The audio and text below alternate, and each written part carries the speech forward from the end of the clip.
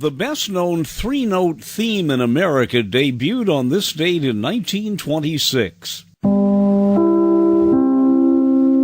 Of course, I'm talking about the NBC chimes.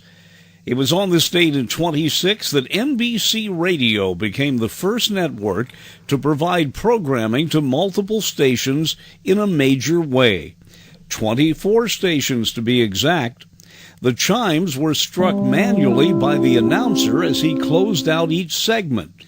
The chimes would remain part of the network's sound until the 1970s.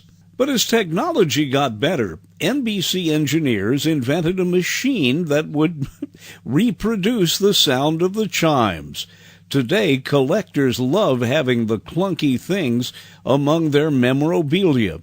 NBC's first day on the air featured a variety of big-name talent, including megastar Will Rogers, Vincent Lopez and his orchestra, and other musical ensembles.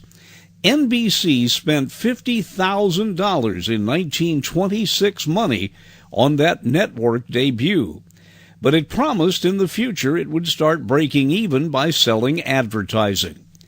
That first hookup of those 24 stations only went as far west as Omaha and Kansas City. The reason was the phone company hadn't yet perfected good quality lines to the West Coast. Had their programs been sent all the way to the Pacific, much of the programming would have sounded like this.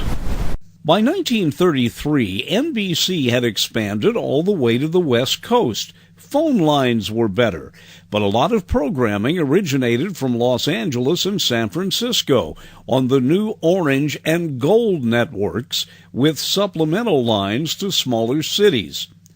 By this time, NBC had split into two major programming networks, the NBC Red, Orange in the West, and the NBC Blue, Gold in the West. But just before World War II, the government warned NBC that it couldn't own two networks. If you threw CBS into the mix, it meant that NBC owned 2/3 of national programming. Seeing the handwriting on the wall, NBC started shifting its better shows to the Red Network and its lousier shows to the Blue Network. In 1945, it sold its combined Blue and Gold networks to a man named Edward Noble, pictured here in the center of a group of businessmen. Ed Noble then renamed the NBC Blue Network as ABC, the American Broadcasting Company. Today, there's no NBC radio network left. For years, it was full of firsts in the industry. It broadcast symphony and fine theater, great sitcoms, including The Best of All, Fibber McGee and Molly, and great action programs such as Dragnet. It all started when those chimes were first heard. I'm Dennis Daly.